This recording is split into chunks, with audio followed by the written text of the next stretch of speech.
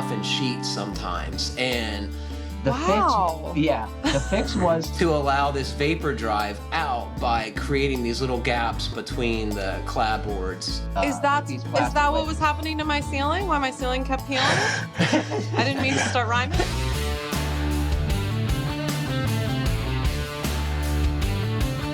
Welcome to the Fine Homebuilding Podcast, our weekly discussion of building, remodeling, and design topics aimed at anybody who cares deeply about the craft and science of working on houses. I'm Senior Editor Patrick McComb. Today I'm joined by Fine Homebuilding Editorial Advisor Mike Gerton. Hello. Fine Homebuilding Executive Editor Samantha Maver. Hi. And our producer Jeff Rose. Howdy. Please email your questions to fhbpodcast@taunton.com. You can find previous podcasts and check out the show notes at finehomebuilding.com/podcast. Well, it was a pleasure to see you all. How are you? Good You guys are stunned. I didn't want to all talk at once, and so none of us talked at all. That's what happens a lot of times. We're either talking over ourselves or there's a pregnant pause. I'm in good company weird then. break. Well, Samantha, I think we should start off by having you introduce yourself, if you don't mind, and explaining what you do for the Fine Homebuilding brand. I would be happy to. I am the executive editor. I started out as the copy production editor about 7 years ago. And now I work with all of the editors at the Fine Homebuilding staff to come up with all the content that we're going to put in the magazine and online and a lot in videos too. So working on all the projects that are coming up and all the stuff that's going out to the readers pretty much throughout the whole process. So I get my little hands on everything. We were... Go ahead, Mike. It sounds like a juggling process to keep all of those things moving along. I'm really good at juggling, not. I can fake juggle. So I gave Samantha a little heads up ahead of recording that I was going to ask her this question, and she's like, well, what do I say? And I was like, just say everything. You have your hand in just about everything that's related to Fine Homebuilding, and thank you for doing it.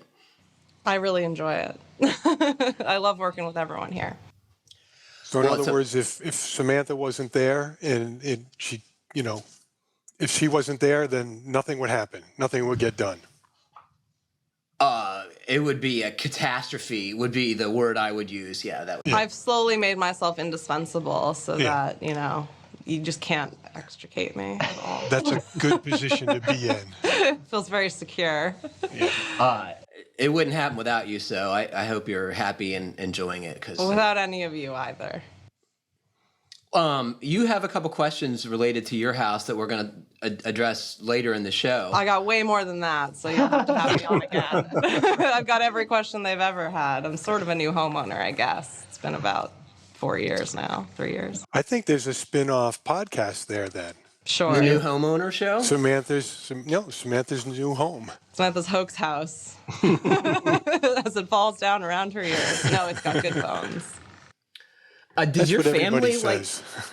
Work on their homes growing up? Did you garden or do landscaping or work on the house? No, we have absolutely none of that in my family, and it really goes to show how difficult it is to get a trade education or really just join and understand that kind of work, even if you're just doing it as a hobby or to fix something slightly around your house if you don't have that kind of legacy. Yeah. It's about 3/4 of the people we talk to who say, I learned this from, my dad, my grandpa, my mom, so.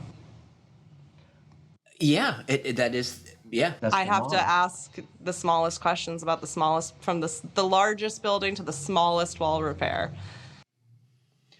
I think it's easy to take for granted when you grow up around handy people, right? You guys sure do. You're like, just slap this on it. I'm like, okay. Can you give me that from your toolbox? And there's a whole different language that people use in construction. And so if you talk to any trade contractors, if they're not attuned to whether somebody's understanding them, the homeowner's not understanding them or not, they can't communicate really well back. Absolutely. What's a 2x4? What's There's fiberglass? this, the same words for different words for the same things. I started out as Fine Homebuilding's copy editor, and the number of times I had, underlayment versus ice and water shield versus, they're all different names, and so many of them, self-adhered membranes, are the same things, and you think you're working with different products. We need a glossary. So the more I work on it, the more we can sort of start to standardize it and make it understandable for people. But it really is a whole language to learn. It's funny. Also, ahead of the show, you mentioned that working at Fine Homebuilding is a mixed bag. Knowing you start to learn too much, and it can be somewhat overwhelming, right? I'd say it's sort of like a hill where you start to climb up and you realize, oh no, this is correct practice. This isn't what I have in my house. This is bad. Uh-oh, this is bad. Uh-oh, this is bad. Oh, this is bad. Oh, okay. You know what? It's actually just fine. So you do sort of plateau and realize, I can't worry too much about this because there are so many different areas of your house that you can get wrong and sort of patch up. And so, yeah, just learning about, it's not always great to have the tightest house if you need some room for things to dry out because they weren't assembled correctly. So you can sort of drive yourself crazy. That's a pretty good segue because we're going to talk about two problems you have in your house. I'd say they're somewhat related, perhaps. The first is you have an unconditioned, vented attic with HVAC equipment. I believe it's just your air conditioner, right? And you have ductwork up there. Yeah, it's pretty much the picture of what you would not want to do in an attic. You can see the vents, you can see the light outside, you can see all the big open spaces and all of the silver ductwork winding through the hot attic on a 100-degree day, getting all that cold air out before it hits the house. And you had a roof leak that led to some plaster damage. Your house has, at least in part of it, real plaster finishes, and we're going to talk about that too, right? Yeah, and I have to imagine it's somewhat related to the air leakage in that area through the roof. You can see where it's just a different temperature above. Yep. Well, it's perfect because they're both common problems for many folks out there, so I think it'll be a good discussion. There's not so many possible solutions, but so many possible ways for that area to sort of go wrong that I've learned. I've learned about really figuring out the mystery. You need some smart arrows, and that's what solve all of Exactly. that concern, I needed a right? picture of it. Keep trying to get them to print it in the magazine with labels. And then you can teach your house how to read the illustrations so it knows just what to do. Oh yeah, it'll be self-fixing, not just self-adhering. Mike, how's your barn coming? We're making headway. We had a couple of a couple of visitors. Day before yesterday, we had a rattlesnake come through, and Addison was he thought it's going to just go and attack him, and they're kind of docile. They don't want to bother anybody, so I just shoot it away. And then we had a Gila monster. You just happened to know that? You could just shoo it away? Yeah. Okay. Yeah, my wife told me when she used to live here in Tucson years ago, back in the early 70s, she said at night, if you wanted to walk outside in the dark, the first thing you did, they kept a bucket of rocks, like about baseball size, and they'd roll the rock out. And they listened to see if any hissing came back. And if it did, then they wouldn't walk out, or they go get a flashlight, That's what you do to wake me up. Roll a rock. See if I hiss back at you. Yeah, the Gila monsters look pretty cool. And this was a big one. It was full size. It was almost 2 feet long. They're poisonous, but again, they're pretty docile. And even if they bit you, they're just going to make you kind of sick and give you a little pain shooting up your arm. If they bite you, they don't. Is that like a lizard? That sounds awful. Yes, it's a lizard. Okay. Yeah. Wow. All right. What podcast are we on? You went to the Grand Canyon with Addison. How was that? Oh, no, I didn't. No, we're leaving in 3 days to go. Okay. So I'll tell you about it. We went for we're surrounded in 4 directions by mountain ranges, or mountain, and we've been working like 7 days straight. And I said, you know what, we got to take a break. So we're going to get up really early, and we're going to be on the trail by like 6:30 or 7, and just do a 6 or 7 mile hike. So we went up a small mountain that's nearby that we were the only ones on the trail. That's awesome. Which is great. Yeah. And I'm sure the temperature is ideal in the morning.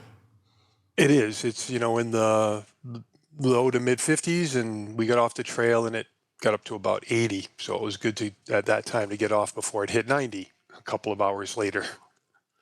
It amazes me, like the end of April, it can be 90 degrees, but it's a different place, obviously. Jeff, what have you been up to? Not a whole lot, just mostly spring cleaning. Is that enjoyable work for you, or is it not just... at all. Yeah. Well, I regret I'm wearing my earbuds and I can't grab it, but I got my mop wringer and rag mop, and I'm super excited to put wax on my floors. Sam's like, you need to get a life, Macomb. No, I'm like, can we go do some wax sliding when you're done? Oh, yeah, right? Yeah, put a polish on that. Sweet. Yeah. Our first letter or email comes from Preston. Hey, FHB podcast. I love listening to you ramble about building science and your projects at home. Speaking as a project manager for a GC, you are a bright light for the industry and homeowners. I wanted to follow up about episode 551. Boy, that's a nice thing to say, huh? 1, universal batteries. There are battery adapters on the market that allow you to use one brand of battery on another brand's tool for $20. See attached examples and a link. I'm sure this voids the warranties of both tools and the batteries, but I'd like to use my Rigid or Makita batteries on my newly purchased DeWalt router and my DeWalt impact driver I found on the side of the road. I replaced its hog ring so the bits now stay on. It was a $3 part, and people throw drills away for that? I have rigid batteries, but I prefer the option and adjustability of the DeWalt router. I can easily pop on any fully charged battery and stay more productive while using the same platform rather than having to invest in additional batteries from a different brand. I'm also going rechargeable. I'm steering away from disposable AA and AAA batteries over the last 3 years. I use rechargeables and everything at home, TV remotes, flameless candles, automatic faucet battery packs, and at work, my computer mouse, and even job site laser. It's easy to keep them charged and rotated. I recently found an adapter that allows you to use USB cord with a transformer dongle to power a device and bypass the batteries altogether. Being on the job site and not having AA batteries for your laser is the worst reason to run to the store. Now you can plug into the house power, plug in the USB into the power tool battery inverter, and keep things moving. You can even get some with a transformer to adjust the voltage from 3 to 12 volts. For the guy building carriage doors who was worried about sagging, I'm sure he's a DIYer, but there are manufacturers we use for some large carriage doors. Syncor doors utilize foam with steel mesh to keep them rigid. They're sandwiched with marine-grade plywood to paint or stain. Even though they are foam, they are pretty heavy. Thanks for letting me ramble. Very good. Good stuff there, huh? What do you think about the battery adapter team? Well, here's my question. I've never heard of somebody doing that, but why isn't that extremely popular, or is it? I don't think it's extremely popular. I've never seen one out in the wild, but they're readily available on the interweb. I see them, and I think they're like Etsy makers in some cases who 3D print them. Yeah.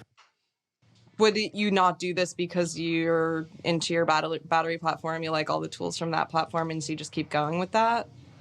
Well, so the reason that the battery engineers and tool engineers give you is because the tool has circuit board in it and the battery has a circuit board in it, and they communicate to optimize the battery life and the power and its, contribution to how the tool works. I could imagine that this is not, the battery is the opposite of enhanced with this. There's going to be some sort of issue with runtime or, not full capacity, or maybe you're wearing it out in some way. I think folks at a base level might say 18 volts is 18 volts and it doesn't really matter, but I'm guessing you're right that it's not optimal. Only time will tell. As more of these get used by people and there are problems that are discovered, those will either make the news if the house burns down, or it'll be something where the people are realizing their batteries are, all of a sudden when they put it on the charger, it's just blinking red, green, red, green, red, green, and means something like, your battery's toast. Preston, we're going to need a follow-up, pup, when it explodes on you. Preston points out too that these are tools that were salvaged. He's got little invested, so if it fails, it's no big deal. But, sure. Yep. Yeah. And that's the reason to do it. Our friend Doug Horgan wrote in response to a discussion we had about chimneys in podcast 549. In the last maybe decade or so, we've seen a lot of chimney contractors change their general evaluations of chimneys. It used to be very unusual to see a repair recommendation other than for the crowns, which are often in need of some work. But lately, we find many chimneys are condemned due to joints and flue liners, liner damage, even written reports that the fireplace is too big for the flue liner.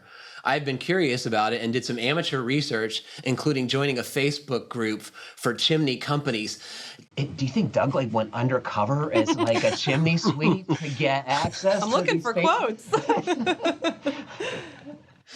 I think it's fair to say there's been a change in thinking about these types of issues. In the past, they were seen as common, minor, and not normally worth addressing. But there are a lot of posts where people say things like, why wouldn't you note it and offer a repair? Or if you don't write it up, you're liable, and the like. Between insurance requirements, updated thinking on risk, and the fact that chimney people make much more money on large repairs than minor cleanings, all the arrows point toward calling out any visible issues. What do you guys think of that? You had a comment about this, Samantha. Yeah, I immediately was just kind of surprised that it was any way else. I've had my chimney cleaned and they found a little missing mortar and wanted to charge an enormous amount of money to fix it. And it did seem a legitimate thing to point out, but a very small fix. I can't imagine a service like that not pointing out all these fixes that would, and I would see the problem as being one of the things he's mentioned that happens now of somebody recommending an enormous fix that you really don't need. That would seem to me like the problem I would expect, not pointing these things out. So maybe it's just taken a little while for people in this trade to recognize the lucrative nature of their business. But I'm actually surprised to hear that it was different a little while ago. You were also not surprised to learn that Mike Gerton was a former chimney sweep. I can just imagine it, Mike. It must have been the old hair you had. I could see you with the broom. Oh, gosh. Well, and I can imagine you covered in soot. Well, I was 16 or 17 at the time, so it was, yeah. You didn't look, you looked exactly the same in my head, though. No, I didn't have any, I couldn't grow facial hair at the time, so it was kind of funny. I just recently on one of the properties that I sold, the home inspector went through, did a visual on the chimney and said, oh, we've got to bring in a specialist just to evaluate the chimney. And I'm like, oh. And, I had just re-poured the cap or the crown, as Doug calls it. And I had remortared it, ground out and remortared a bunch of the joints maybe 6-7 years ago, repointed. Yeah. And it was what I thought was in good shape. And they came back with a long list. Now, I don't know if it's because, they were looking for the, capture the work, or because they're doing their due diligence, or what it was. But years ago, gosh, we'd let our chimneys go until the bricks started falling, hitting us on the head. And that's when we knew it needed to be repaired. Or it blew off the roof, right? Yeah. I actually have the note from my chimney inspection, and one of the things they wrote was, this cap is short in height. Recommend a taller cap be installed. But no explanation as to what problems there might have been with that. Not sure if they're just saying that so that I'll purchase that. So sort of along the same lines. Well, Doug goes on to say, as Ian's story from his childhood home shows, chimneys are pretty risky when there's anything wrong at all. So I have to admit there's a certain amount of sense to the approach of not letting anything go when inspecting a chimney. I'm also sure the chimney sweep or inspector has some liability too. At least if you noted on a report, you noted it on a report. The client can decide to do that or not. But if if there's a problem and you didn't put it on the report, I would suspect there's some potential liability there, right? He says, we've seen reports and recommendations that cross over into unethical, in my opinion, where a contractor is saying a flue needs a $10,000 repair, but second qualified contractor will say it's fine or only needs a minor repair. I'm not surprised by that. Yeah. When I help interpret inspection reports, especially at the sale of houses, we've had to push back on some of these contractor recommendations. Often another chimney person will have a very different opinion. I've learned to recommend a second opinion if a company with nice trucks says the whole thing needs redoing. How nice a truck, Doug. What? We all need redoing, but could we just repair it a little bit? Oh my gosh, this is an interesting tidbit I can't wait to read. This comes from Brian. Hey, podcast crew. In episode 557, you mentioned discovering ceiling boxes with hookups for both gas and electric. You wondered what sequence of historical events could lead to this being done. As a DIY homeowner in San Francisco, I can tell you this was because when electrification was new, it was incredibly unreliable. The light fixtures of the era therefore combined both electric and gas. This allowed What could go wrong with that? This allowed using electricity when it was available and gas the rest of the time. Can you turn them both on at the same time for a super exciting time? Your discussion turned to how light fixtures today retain the design of old gas fixtures. I can tell you that the combination gas-electric fixtures always had their gas arms pointed up, whereas the electric arms pointed down or at a sideways angle. You may notice that retrofitted or reproduced fixtures from this era have candelabra sockets for lights facing up and standard E20 sockets, 26 sockets elsewhere. A neighbor of mine still maintains and operates their dual fuel chandeliers, turning them on for holiday parties and special events. Too risky for my taste, but I admire their commitment to historical accuracy. Thanks for hosting such an informative show, and I hope this email was helpful. Brian. I love that the neighbor waits till his house has the most people in it before he puts these lights on. This guy watches from afar. Probably uses real candles on his Christmas tree. Did you see the fixtures that Brian sent photos of? It was cool, right? Now I get it. Down in the upturn. So cool. Have you ever heard of such a thing, Samantha? Never. Yeah.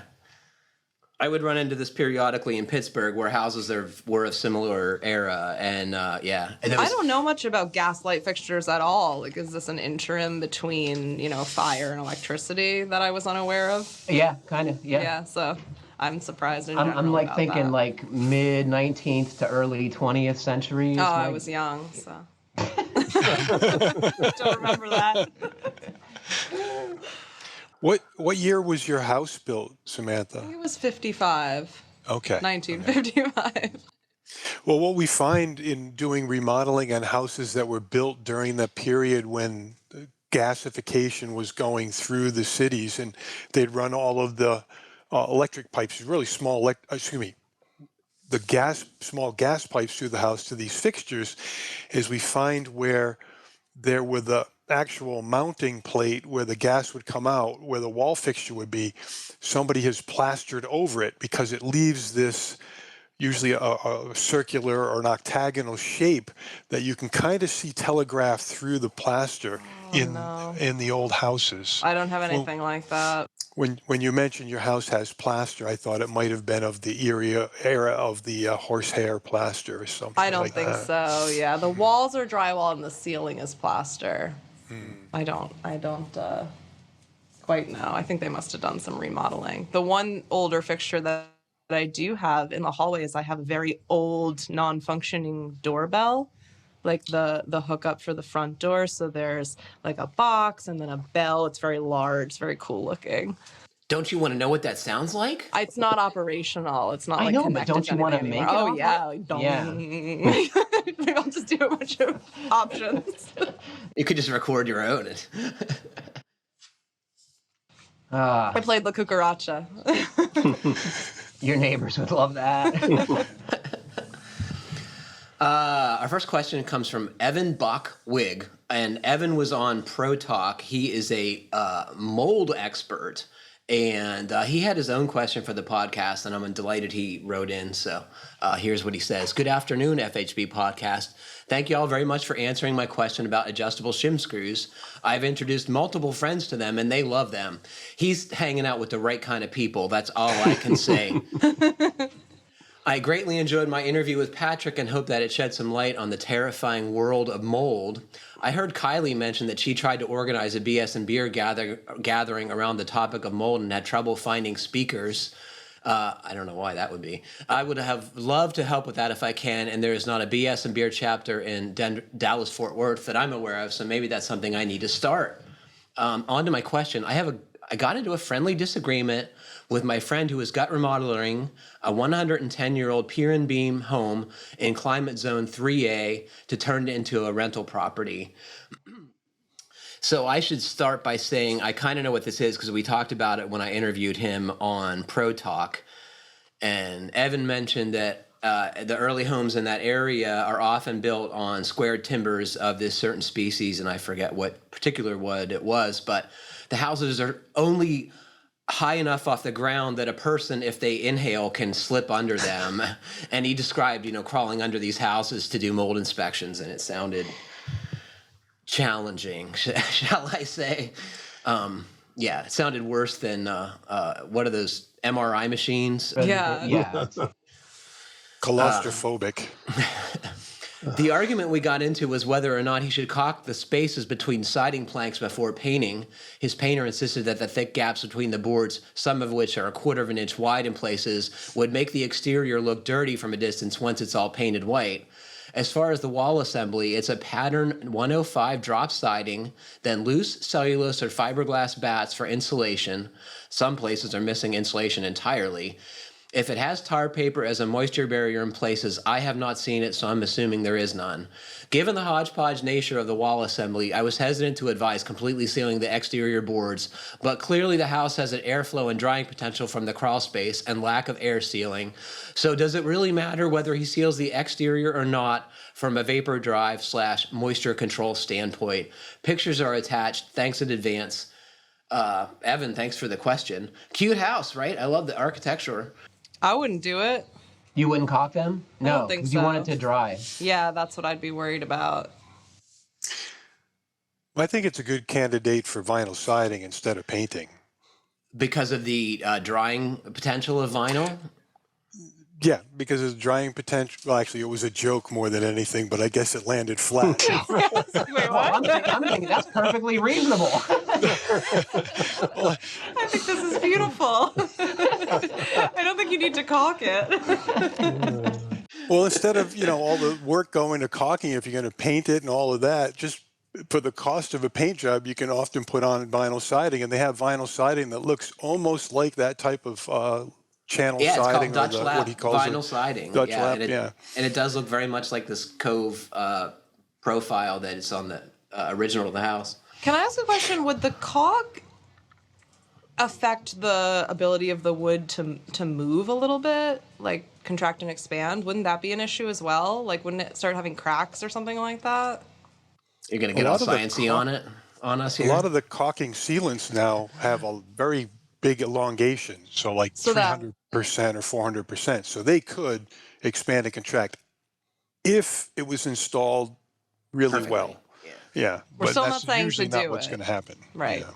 So that I don't could be think an it issue matters. as well. I think I had trouble answering this question. And Jeff, what do you think? Well, I mean, I've just always heard you're not supposed to do that, but I don't know. What about some weep holes? so. You're gonna caulk holes and then drill other holes. This is I put love it. Evan to work. That's perfect. I would not worry about it. I think I'm with you, Patrick. It's like if you do it, it's not going to cause any of the problems that Evan's thinking of the vapor drive moisture standpoint, especially in that climate. In Dallas, Texas, they're not getting really, really cold winters. You're not going to get a lot of condensation potential, except for maybe a couple days here and there in the winter. So it's not going to be a problem with trapping moisture in, I think. The only downside to caulking all those gaps, aside from the work it takes, is that it's probably going to fail and it's going to look worse a couple years down the road, because the caulk joints will open up, and then you get the weird, squiggly, messy, gooey gaps that are left after the caulking opens back up, because the wood's going to move. There's no way to stop that. It's just naturally going to move over time with moisture changes. I have all the confidence in what you just said, Mike, because if you look at the close-up of the siding, you can see this has been caulked or painted in the past, and it is all cracked open again. So I don't think it matters if you like the way it looks better for a year or two. Have at it. I don't know. I'm sure we'll hear from other folks who say this is who have very strong opinions one way or the other. Well, this type of siding is fairly easy to replace. So if it's just a few boards and your friend wants it to look really nice, then one way to do it would be just to pull the boards that are like gapping the most out and replace them with new boards. I'm going to say, why not just try nailing them or re-nailing them? Because I'm guessing they're going to pull a lot tighter than they are now, where they're super gappy. Good point. Or even better, screws. Yeah. Some nice trim screws. It sounds like the concern is that the house might look dirty and white. Just go a different color.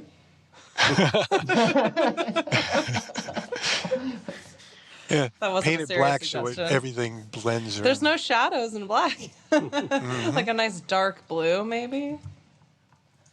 I think this is going to look fine. Yeah. The cracks are most visible from the angle that Evan provided this photo, looking up from the bottom, and that's generally not how you look at the house, right? You're going to be further away, and you're not going to really be able to see those parts of the siding very well. If it's part of the contract, and that's part of this contract. Now, if this was a house that was the person who owns it is going to flip it, I know just what they do. They'd caulk it, paint over it, knowing that it's going to gap open in a couple of years, but at least it'll look good when they have it on the market. I got to think that That's not very nice. caulking would help keep out bugs. Is that a correct assumption? Do they care? Are they going to try and get in this house? I don't know. You know a lot about snakes. Are snakes going to try and get in this house? Consider it this way. Now, what we're doing with a lot of the more contemporary looking homes is we're putting open gap siding. I mean, talk about this is ahead of the curve. So this was, One of the early fixes for blistering paint associated with dense packed older homes was to put these little plastic wedges in the. Have you heard of this, Mike? Do you remember this fix? Yeah. Yeah. Do you want I to remember explain them marketing them. All of the insulation contractors who would do the blown in that first round back in the late 70s, early 80s, that first round of funding for the the energy efficiency of homes, the weatherization program, they come with those little plastic wedges, Do you get it, Samantha? You're looking Explain this to me. So when you insulate a house that formerly had open stud bays or was a timber frame and could dry out, the paint would last a long time. But all of a sudden, when you dense pack these structures and they don't have any airflow, the paint starts peeling off in sheets sometimes. And the fix was to allow this vapor drive out by creating these little gaps between the clapboards. Is that what was happening to my ceiling? Why my ceiling kept peeling? I didn't mean to start rhyming. If you can figure out a way to fix it with those little wedges, now that would be pretty awesome. We thought it might be a vapor drive issue. Yeah. Yeah, you can just drive them straight in. You have all these little wedges sticking in the ceiling. Well, I got a giant hole. I got to fill it with something. We'll talk more about that pretty shortly because we're going to talk about your ceiling. We'll get there. Oh, man. It's all we talk about off the podcast as well. I can imagine. And then we're going to talk about the joys of home ownership and the podcast after show. And I'm sure we all have opinions about that. And I can't wait. I don't think I've ever told you that before I bought this house. I offered on another house, and the inspection came up so bad that I walked away. So I've got good some for good you. stories. Yeah, good for about you. that.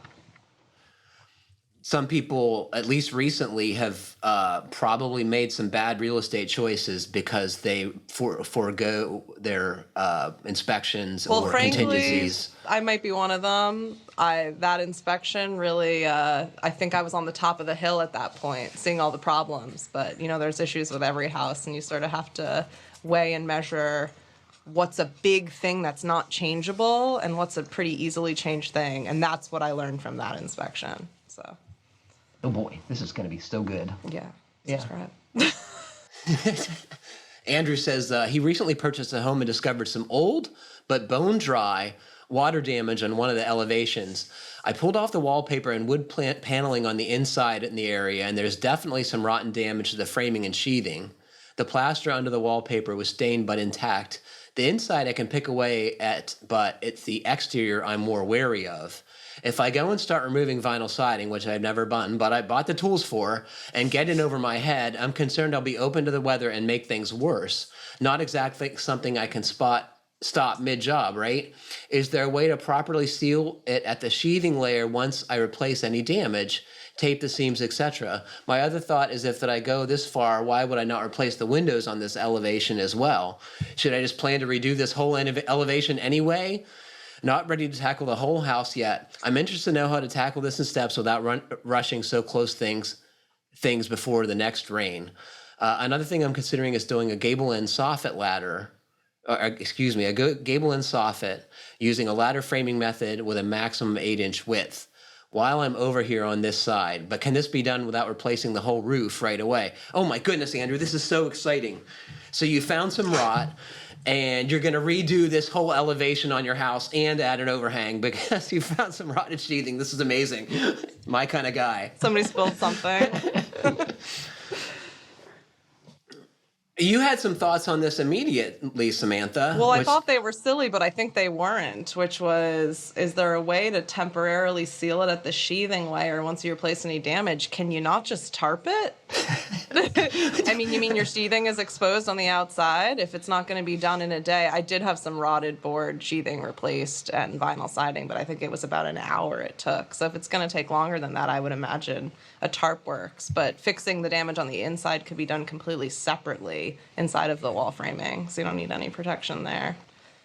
And if the tarp is a problem because of wind or whatever, or you're going to get it's going to be a long time, say weeks or months, self-adhered membranes are really reliable and not that expensive. And, you want to think twice about putting it over windows and stuff because you'll never get it off. But if you're just going to, it can become your WRB later on if your work takes too long.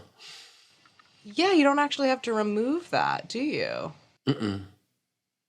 And it doesn't blow off tarps and house wrap and felt paper are problematic when they're left out too long. They just don't. Right. They'd have to be around, tacked right, down and around. Well, that's a smart solution. I like that. What about the fact of replacing all the windows at the same time? I mean, it's perfect timing. If you're going to have all this stuff torn apart, why not? Yep, you're going to be taking the siding off, and you're going to be fixing the rot. And who knows, the rot might have been due to a window leak. So if you're going to replace the windows, that's a good time. And then you can flash them in properly so your repair doesn't become, cornflakes in a couple years. I got to say, too, taking off vinyl siding is as easy as it's almost as easy to take off a lot of it as it is a little. Once you get it unhooked and coming apart, it goes really quickly. And if you stack the pieces or number them or somehow order them, the installation is fast and easy going back up too. Yeah, funny enough, it's almost introduced as the hardest part of the job would be this vinyl siding, but that seems like the easiest bit. Removing He's gonna and love replacing it. vinyl siding. Compared to reframing his entire elevation. Exactly, yeah, reflashing a window. Yeah, it's gonna be awesome. exactly. Can he What do the gable end soffit without replacing the whole roof? I couldn't think of a way to do that except for little strips of metal roofing, which seemed kind of wacky to me, right? Oh, it's easy. Oh, I got an Go answer to ahead. this one. Yeah. So if you can find the same, sometimes people, when they re-roof a house at some point, the contractor roofer will leave like a half a bundle of shingles, so you'll know what brand they were and what color. Now, it won't match 100% because the shingles on the roof are already aged. Maybe if it's within the last 5 or 8 years, the color would match and you wouldn't even notice it due to any fading of the original roof. But find shingles that match, and all you have to do is go up on the roof and along that gable end where you're going to put the overhang. You're going to be up there anyway with staging to put on that overhang. You can unlace the shingles that are already there. Usually they're in a, they'll have like an 8-inch and a 14-inch and a 24-inch, depending on the format that the shingle company prescribed, that the roofer followed. So there'll be these starter shingles, and they just stair step up in like 3 to 4 layers up, and you just unlace them, and then you lace in full shingles that are a little bit wider, and that way you can cover over your overhang. Jeff, how do you take Mike's just unlaced descripting of separating asphalt shingles? Yeah. It can be like- done, but it's not as easy as it sounds. It's not like unzipping a zipper, Mike. I think you'd agree. Well, unzipping the vinyl siding will be easier, but you're not talking a lot of shingles, maybe, a foot to 2 feet on each of the shingle courses you're going to unlace. You can undo the self-seal strip. I mean, you even make matching shingles sound kind of easy, but I had that issue. I had a small portion re-roofed, and it really looks like a little bit of a collage up there. Yeah. How difficult is it I think the roofer who worked really hard to find a matching shingle really did his best here. Even if you get an exact match, UV and dirt, make them change. And I had sort of a 12-year difference to contend with, so. Well, we did one house where we did not this exact detail, but something that we had to replace shingles to extend an area of an addition. And instead of replacing the entire new roof, which was done just a few years before, we took some different colors of spray paint. And because of we kind of like blended with the spray paint, and it lasted for a number of years that you couldn't really tell that there was you didn't see the staggering offset of the shingle joints where we laced them together. I love that you faux painted a roof. I think that is fantastic. Eventually they faded in together, so it looked fine. Andrew, I think this could be done. I think it's going to take a lot of time and effort. I can tell you a block trowel or a brick trowel is a great way to separate shingles to break the seal between the tabs. And it just takes time. Not expensive because shingles are cheap if you can get them. Well, Samantha, the time has come. You've mentioned in the past that we could have a whole podcast episode dedicated to your house questions. So here's your chance. Yeah, things crop up all the time, as you warned me before I bought the house that they would. So you have an attic, and I've been up there. It is vented. It has asphalt shingles on it. Part of it is pretty steep slope. Part of it is lower.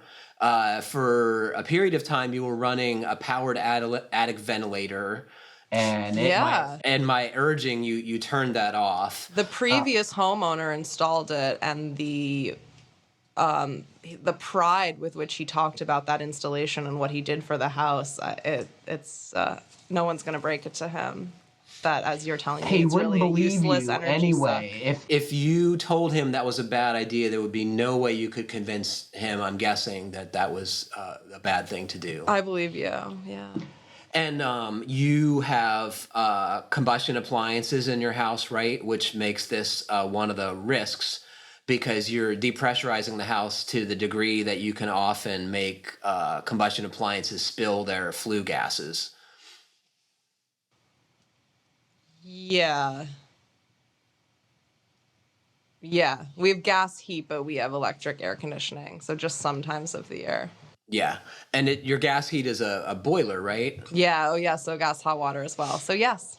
Yeah. So that's the risk. And it's also like sucking all the conditioned air out of your house in all seasons, right? Yeah. It's taking it before it even gets into the house and with all the air conditioning ducts because the air handler's up there.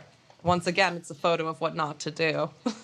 So I guess that's the question: what to do in a design that is, I think you'd agree, inherently flawed. This is bad practice, but it's very common. Yeah, and one of the things I'm interested in is, working at Fine Homebuilding. I think it's pretty clear what you learn right away that this is bad practice and this should be a conditioned attic. But my first question would be what to do, what insulation to use, and how to do it. But also, what dangers are there of doing that? Because now you have conditioned a space, and so you want to make sure that you didn't have anything leaking or anything that now can't dry out. And so that's been my concern with a house that had an old ice dam and the roof wasn't totally fixed, and I've now fixed it and that type of thing. So am I going to actually have a problem where I make my house tight but it's not ventilated right, and so it's actually a problem now that I've conditioned this space and I should have just dealt with the energy loss? The short answer is that you would need some kind of ventilation system, right? Presumably. And, how far you go with that is, limited only by your budget.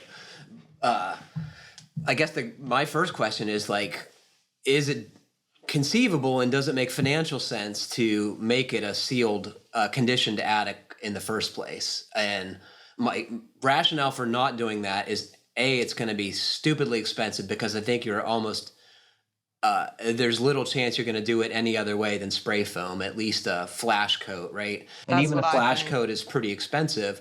And all of a sudden, if your cooling load is now half of what it was, your air handler is not going to work the way it's supposed to, and you can have the coil freezing up or condensation problems. Yeah. So, what do you think, Mike?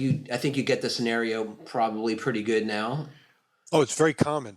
Yeah. And most of my rental houses were built in the the late 50s, early 60s, and they're probably similar in either design or the way that the ductwork was added afterwards. This wasn't did not originally have air conditioning. And are the ceilings tall inside the house? No. I mean, have you got 8-foot ceilings, or are they like the 7-foot 6 ceilings? What's the standard door height? 6'8". I think they're 8 foot. I think seem pretty tall. Okay, so you over got the tall doors. ceilings. Yeah. Okay. The how old is the air conditioning system? Do you know? I don't know. It's definitely newer. I'd say less than 10 Okay. years. Yeah. Okay, so it's not an R12 system or R22 system. I don't think so. I don't know. Yeah. Okay. Is that the refrigerant? Yes. Yeah, the refrigerant. I don't so know.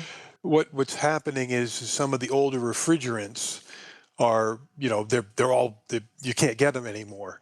So because of that, older systems, you can't easily upgrade without replacing the air handler and the outdoor unit. And once you start getting into that cost, maybe you think about mini splits and then changing the whole dynamic. Right. Instead of having the ductwork up there, now you run a whole brand new system. And having zones would make so much sense for my ranch house, where you're in one half of the house at night and the other half of the house during the day. Absolutely.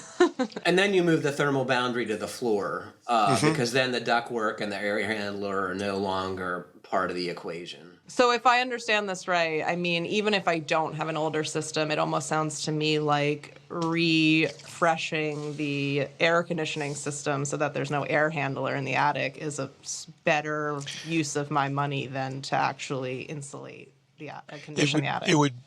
It would be interesting to get pricing from somebody to come in and say, okay, this is a full package of putting in a mini split type of system versus the cost of doing the insulation in the roof, and then all of the other things that might have to be done within that accompany that.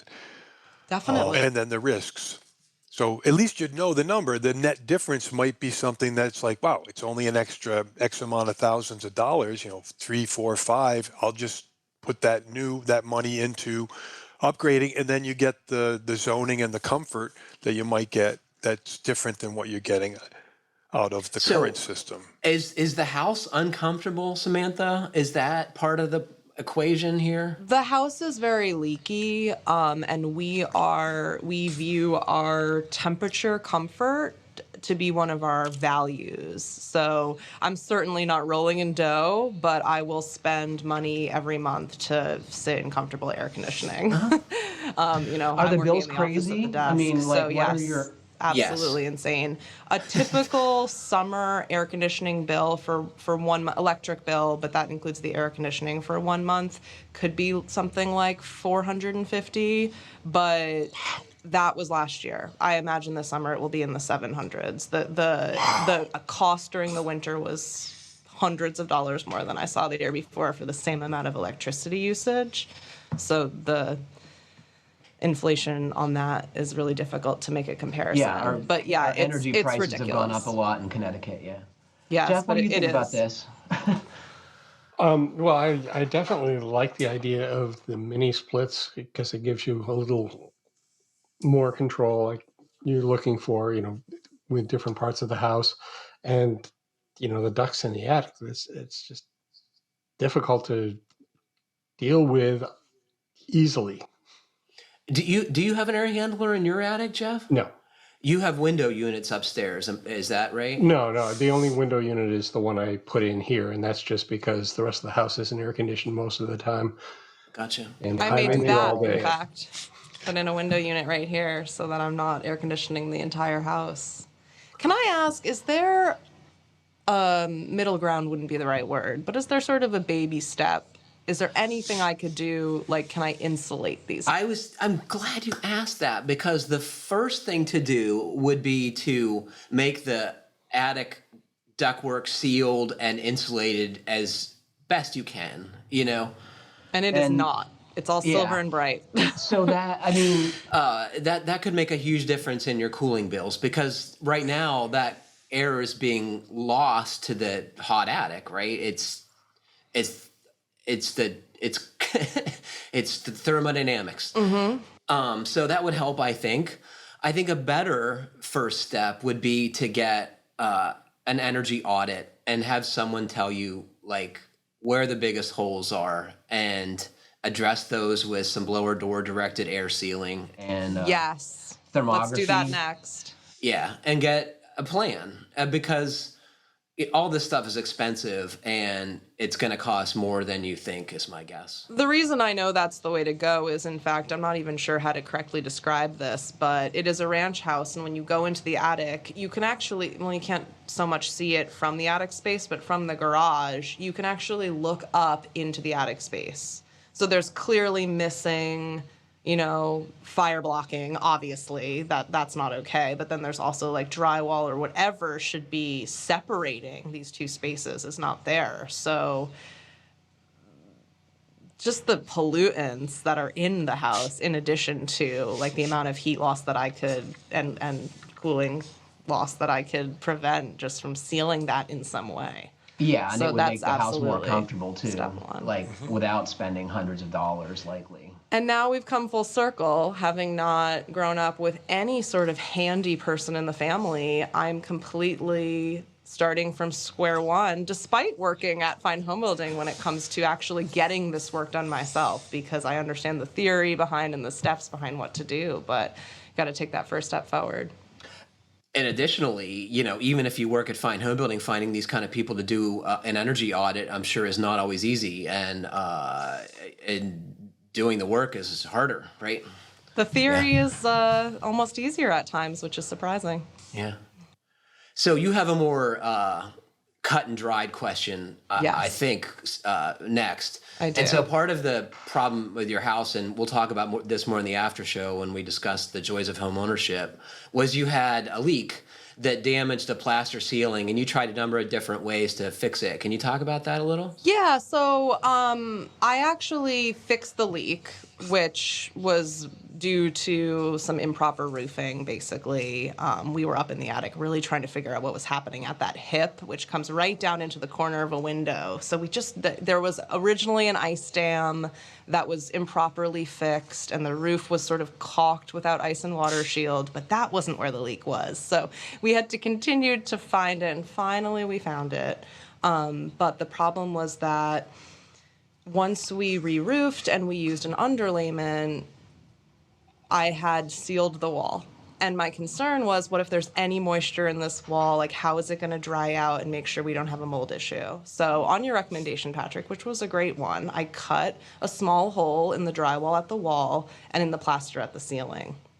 The drywall, now it's all dry inside and there's no more leak. And the drywall seems like a pretty, as you say, cut and dried repair. But the ceiling, unfortunately, I was not able to cut out a very clean hole. The ceiling is plaster, over which I did several skim coats of joint compound, which did not take. They were cracking. And so I actually drywalled over it.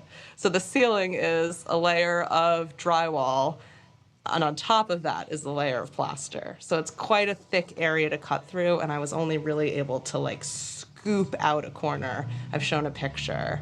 And so now there's about like a 3-inch air gap that essentially needs to be repaired to look like a nice, ceiling to wall joint. And I'm not quite sure how to do it. And my guess is that I need some sort of mesh or other material like that, like when you see that silver mesh material. And you first got to sand the pookie off that you've got up there, because in order to get a smooth patch, you have to start with a smooth finish. And it took me a long time to figure that out. I think Mike and Jeff would both agree, but you're going to have to sand that smooth. And then there are a number of different products to make that patch easier. The old school way was to like wad up a window screen. Oh, wow. To act as some kind of, backing. Otherwise, the plaster just falls through the hole.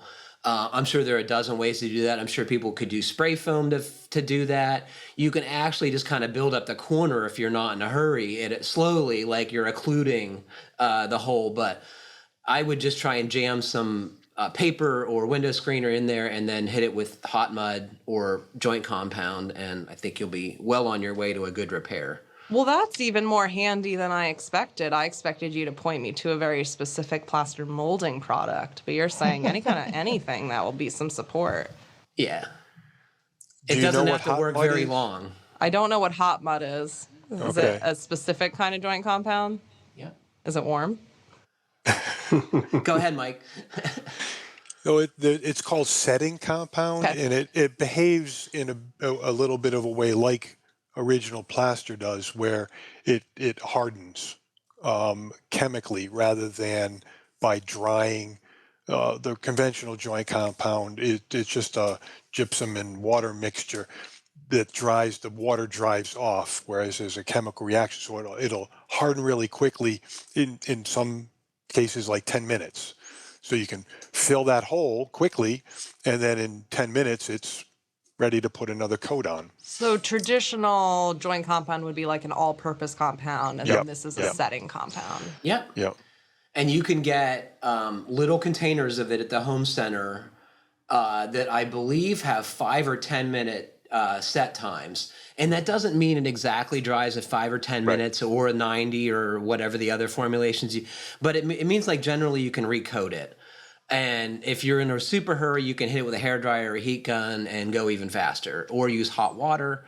But that's advanced class. Keep getting that down and then sand it down, and then I can paint over it. Jeff, you got advice? Yeah, well, I was just going to say, it's like, just be careful not to get too much extra because it's a lot harder to sand off. That is. It's like sanding concrete. So if you Yeah. like doing that, have at it. But yeah. That is very good advice. You're better off underfilling than overfilling with setting compound.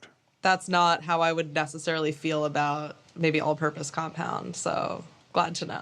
Yeah, less is more. Let's just say that. Yeah. Okay. Wow, that was cool. I'll have my Did wall you- fixed in no time. Do you think you're going to be able to tackle this now? I think that I now have the knowledge. Get a good step ladder, right? 4 or 6 feet, I because you have don't a want to be great doing one, this on a yes. stool, because you need like leverage, and it's gonna, Yeah, I have a great step ladder for this. So is that what you put on to do that initial patch that fell off? Was that regular joint compound? Yeah. And I Okay. think I needed a So- different type or a lightweight. So here's a tip. Take a spray bottle or a sponge and wet the old compound, and then wait a little while, then do it again. So one of the things with, sometimes you can't really scrape it right off, and you don't want to sand it because now you got dust going all over the house. Whereas if you wet it a couple times, it softens, and then you can scrape it off in much easier with a taping knife, and that way it keeps the mess contained with no dust. All right. And you're talking about only to remove the existing, not to sand or Right. patch, right? Right. Yeah. This is that pookie that Yeah, that was you put were up pointing out. there when the leak was, we thought, Active. fixed in order to repair the wall, and then it continued to leak. So Yeah, we we never shouldn't finished have- sanding that down and finishing it, which is why you can see that buildup. Let's just move on from that previous patch. We'll just pretend that never happened. Yeah, we don't. It didn't, because I didn't do it. All right, folks. Well, unfortunately, that is all the time we have for today, but I hope you will tune in for the podcast after show for All Access members. And if you are an All Access member, and everyone who listened to this should be, thanks very much for your support. Thanks to Mike, Samantha, and Jeff for joining me, and thanks to all of you for listening. Please remember to send us your comments, questions, and suggestions to fhbpodcast@taunton.com. And please like, comment, or review us however you're listening. It helps other folks find our podcast. Stay safe, everybody. Keep craft alive. Happy building, and thank you very much for listening.